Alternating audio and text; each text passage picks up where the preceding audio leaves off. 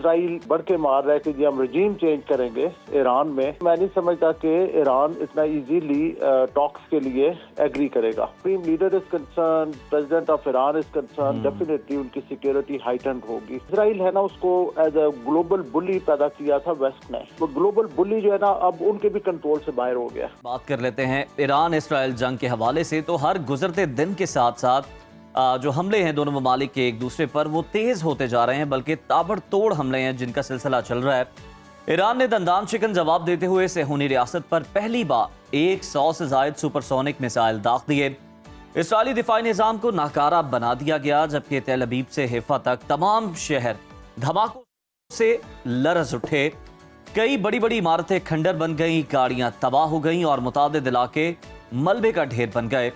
Israel के तमाम airports और एयर स्पेस बंद कर दी गई है और इत्तलात के मुताबिक हमलों में मजीद 11 इसराइली शहरी हलाक और 180 से ज्यादा जख्मी हो गए हैं। ईरानी हमलों में हलाक इसराइलियों की तादाद 25 हो गई है, जबकि 500 से ज्यादा जख्मी। जंगी जुनून में मुब्तला इसराइल की जारियत जारी है। ईरान के जौहरी दिफाई और अवामी तनसीबात, एयरपोर्ट्स और दफातर को निशाना बनाया जा रहा है। इसराइली हमलों में मजीद 3 फौजी अफसरान शहीद हो गए हैं। ईरानी सरकारी नशरियाती इदारे पर भी हमला किया गया है, जिसमें मुतादिद मुलाजमीन शहीद हुए हैं, जबकि खबर पड़ते हुए मलबा खातून एंकर पर आ गिरा। ईरानी वजारत सेहत के मुताबिक इसराइली हमलों में अब तक 224 शहरी शहीद और 90 से ज्यादा जख्मी हुए हैं, जिनमें 90% आम शहरी शामिल हैं। दोनों के एक दूसरे पर हमलों के साथ साथ धुआंधार लफ्जी शेलिंग जारी है। ईरानी हुकाम दो टोक अल्फाज में ये कह रहे हैं कि इसराइल का कोई भी कोना जो है वो रहने के काबिल नहीं छोड़ा जाएगा। बंकर्स में छुपे अफराद को भी निशाना बनाया जाएगा और इसराइली वज़ीर आज़म ने यह धमकी लगाई है कि वो ईरान के सुप्रीम लीडर को निशाना बना सकते हैं। ईरानी क़यादत का खात्मा ही इस तनाज़े का वाहिद हल है और उधर पाकिस्तान की ईरान के साथ मुकम्मल यकजहती और भरपूर मौक़िफ़ पर ईरानी पार्लियामेंट में इजहार तशक्कुर के नारे लग गए। सदर मसूद पेज़ेश्कियान ने अपनी तकरीर में पाकिस्तान के मौक़िफ़ की तारीफ करते हुए कहा है कि पाकिस्तानी अवाम और पार्लियामेंट ईरान के साथ खड़े हैं। पाकिस्तानी पार्लियामेंट ने ईरान के खिलाफ इसराइली इक़दाम को घिनौना करार दिया और कहा है कि जहां ज़रूरत पड़ी ईरान का भरपूर साथ देंगे। वज़ीर आज़म शहबाज शरीफ ने एक बार फिर ईरान पर इसराइली जारियत की मजम्मत करते हुए कहा है कि इसराइल के ईरान पर हमले UN चार्टर की खिलाफ वर्जी है।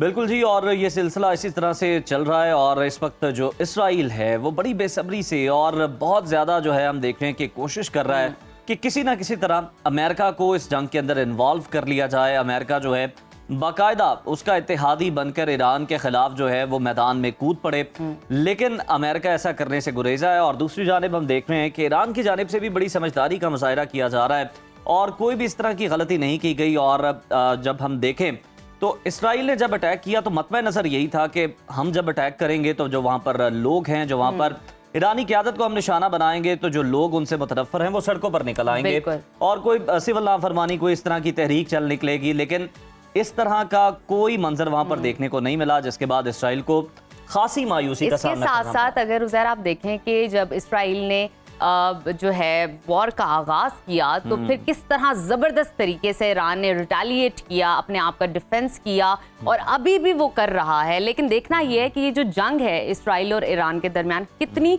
तूल इख्तियार करती है, कितनी तवील चलती है, क्योंकि दोनों मुमालिक में कहीं ना कहीं नुकसानात तो होंगे, ईरान को भी और इसराइल को भी। और देखना साथ साथ ये भी है कि अमेरिका किस हद तक अपना किरदार अदा करता है। क्या सिर्फ वो लफ्जी तौर पर कह रहा है कि वो सालसी की पेशकश कर रहा है या इनका मुआहदा कराएगा जैसे कि उसने पाकिस्तान और भारत की जंग के दरमियान करवाया था, या सच में वो चाहता है कि कहीं ना कहीं किसी एक पॉइंट पे ये दोनों मुमालिक इकट्ठे हो जाएं। इसी पर बात कर लेते हैं। हमें ज्वाइन किया है दिफाई तज्जियाकार जनरल रिटायर्ड समरेज सालिक साहब ने। समरेज सालिक साहब, गुड मॉर्निंग, वेलकम टू सुनो पाकिस्तान। सर, सबसे पहले हम आपसे जानेंगे कि इस वक्त अगर हम मौजूदा सूरत हाल को देखें तो क्या आपको लगता है कि ट्रंप साहब कोई डील करवा पाएंगे जिस तरह की वो बातें कर रहे हैं? और मशरिक़ वस्ता, मिडल ईस्ट के अगर हालात की हम बात करें तो क्या रुख इख्तियार करने जा रहे हैं? क्या ये जंग सिर्फ ईरान और इसराइल तक आप महदूद देख रहे हैं या फिर ये बड़ी इलाकाई जंग में भी बदल सकती है? Thank you very much, good morning and सबको सलाम। वालेकुम अस्सलाम। देखें, मुझे ये लगता है कि चूंकि एक खुली जारियत की है इसराइल ने ईरान के खिलाफ, जो एक सॉवरेन और इंडिपेंडेंट स्टेट है, मैं नहीं समझता कि अभी ईरान जो है वो टॉक्स के लिए राजी होगा। बहुत ज़्यादा उसका नुकसान हुआ है और ईरान को एक जस्टिफिकेशन मिल गई है कि वो और भी ज़्यादा फोर्सफुली न्यूक्लियर प्रोग्राम को फॉलो करे। और दूसरा, ये जो बार बार इसराइल ये जो बढ़ के मार रहा है कि जी हम रजीम चेंज करेंगे ईरान में, इन दोनों एस्पेक्ट्स को देखते हुए मैं नहीं समझता कि ईरान इतना इजीली टॉक्स के लिए एग्री करेगा। अमेरिका का और प्रेसिडेंट ट्रम्प का भी रोल भी डीवियस रहा है, वो भी कभी कुछ अब टॉक्स खत्म, तो फिर हमला, तो फिर अब ये कि वो इतना कुछ करने के बाद उनको ऑलिव ब्रांच दे रहे हैं, जो मैं समझता हूँ कि उसके कम चांसेस है, बिकॉज ईरान सक्सेसफुली इसराइल को बहुत बुरे तरीके से हर्ट कर रहा है। जब टॉक्स नहीं होती तो फिर डेफिनेटली इसमें ये जो है जंग है ये फैलेगी।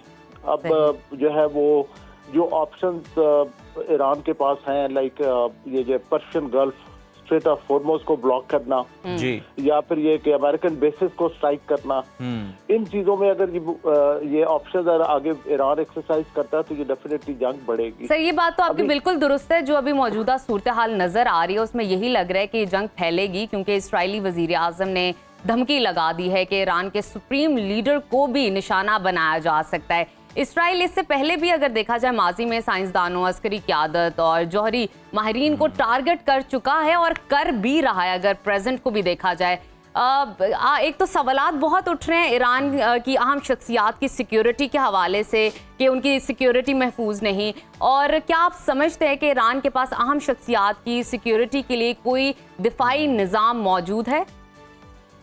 देखिए, ईरान की वल्नरेबिलिटीज तो हैं। हमने रिसेंट पास्ट में देखा है कि इजराइल ने सक्सेसफुली उनके बड़े जो लीडरशिप थी उसको एलिमिनेट किया है।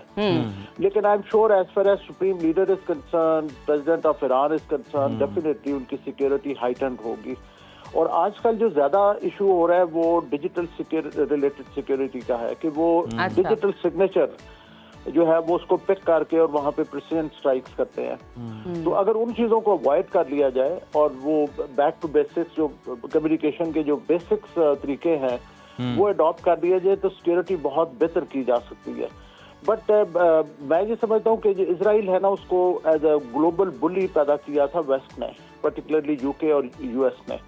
वो ग्लोबल बुली जो है ना अब उनके भी कंट्रोल से बाहर हो गया और वो ऐसे एक्शंस कर रहा है जो कि उनके इंटरेस्ट को हर्ट करेंगी और वो उनकी भी बहुत ज्यादा नहीं सुन रहा। एक ओवर कॉन्फिडेंस है, एरोगेंस है, एक समदेह सारिक साहब आप बिल्कुल ठीक कह रहे हैं कि ये एरोगेंसी है। और हम देख रहे हैं कि नेतन्याहू हो, इसराइल हो, जो सेहूनी ताकत है, ये किसी की सुनने को तैयार नहीं है, बात ही सुनने को तैयार नहीं है, और जिन्होंने इनको बनाया उनके भी अब कंट्रोल में नहीं है। तो सर, क्या आपको लगता है कि अगर हम देखें अमेरिका के हवाले से, जिस तरह से इसराइल की जानिब से ये प्रोपेगेंडे का सिलसिला शुरू किया गया था कि सद्दाम हुसैन के पास इराक के अंदर वेपन ऑफ मैस डिस्ट्रक्शन मौजूद हैं, तो इसी तरह से फिर हमने देखा कि अमेरिका वहां पर चढ़ दौड़ा, लेकिन कुछ वहां पर नहीं मिला। आपको नहीं लगता कि यही वाला मामला जो है यहाँ पर भी दोहराने की कोशिश की जा रही है, लेकिन अमेरिका जो है वो इराक वाले मामले से सबक सीख चुका है? डेफिनेटली देखें, उस वक्त भी एक फॉल्स और फैब्रिकेटेड इंटेलिजेंस रिपोर्ट्स क्रिएट की गई थी। एक्चुअल ऑन ग्राउंड कोई वेपन्स ऑफ मास डिस्ट्रक्शन नहीं थे, ना ही कुछ निकले। और इस दफा भी वही एलिमेंट्स है, IAEA वही है, US वही है, तो UK वही है। सो इस डेफिनेटली इसके चांसेस हैं कि एक दफा फिर फैब्रिकेटेड और फॉल्स नैरेटिव के ऊपर बेस करते हुए ये एक्टिविटीज की जा रही हों, वेयर एज एक्चुअली ईरान के पास इस तरह की चीज ना हो। अब ये कि अगर इन दिनों में अभी ईरान के लिए भी क्रिटिकल है कि अगर ईरान टॉक्स के लिए नहीं आता और ईरान अगर कोई न्यूक्लियर ओवर चला जाता है, न्यूक्लियर बॉम्ब एक्सप्लोड करके, तो वो एक बहुत बड़ा गेम चेंजर होगा इस सारे गेम प्लान में। बिल्कुल। और कुछ ऐसी एविडेंस है, कुछ ऐसी इंटेलिजेंस है कि जहाँ पे ये चांसेस हैं कि ईरान बहुत शॉर्ट टाइम में न्यूक्लियर डिवाइस एक्सप्लोड कर सकता है। अच्छा सर, अगर हमले की स्ट्रैटेजी पे गौर किया जाए तो हम ये देख सकते हैं ईरान ने पहली बार इसराइल के खिलाफ जदीद तरीन सुपरसोनिक और बैलिस्टिक मिसाइल का इस्तेमाल करके उनका जो आयरन डोम था जिसका वो बड़ा उठाते थे कि बहुत बेहतरीन और उसको कोई तोड़ नहीं सकता, ख़त्म नहीं कर सकता, ख़तरा नहीं पहुंचा सका, उसके डिफाइन निज़ाम को ज़मीन बोस कर दिया है। इसराइल के खिलाफ ईरान के सुपरसोनिक और बैलिस्टिक मिसाइल सिस्टम किस हद तक जदीद और मौसर साबित हो रहे हैं, आपको क्या लगता है इस पर? देखिए, ईरान के बारे में मैं कहता हूँ कि 45 ईयर्स से ईरान ने duress, blackmailing, sanctions, embargoes, series of killing of their leadership, इस तरह की चीजों को फेस किया है। इस सारे प्रोसेस में वो अपनी, लेट्स से हमें पता है कि वो एयरफोर्स को बहुत अच्छे तरीके से वो नहीं मॉडर्नाइज नहीं कर सके, लेकिन कुछ ऐसी टेक्नोलॉजीज हैं जिसमें उन्होंने बहुत बेहतर परफॉर्म किया, लाइक यूएवीज, लाइक ड्रोन्स, और फिर ये जो मिसाइल्स हैं। कुछ चंद माह पहले जब इनका इशू हुआ था, इसी तरीके से मिसाइल एक्सचेंज हुए थे बिटवीन ईरान एंड इसराइल, तो उस वक्त भी उन्होंने जो इजरायली जो डिफेंस सिस्टम है उसको पेनिट्रेट किया था।